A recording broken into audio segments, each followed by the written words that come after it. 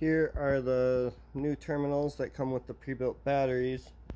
These are 6-spot. You can either use lugs or set screw, and they also have reducers in here.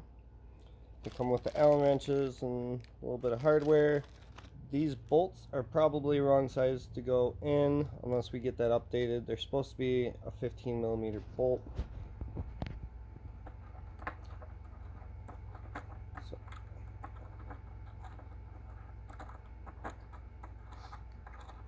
those come out.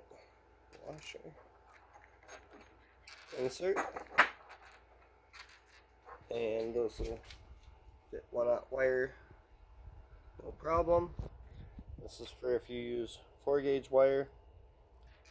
And if you were to use both spots with a lug and the set screw, you could essentially make these a 12-spot.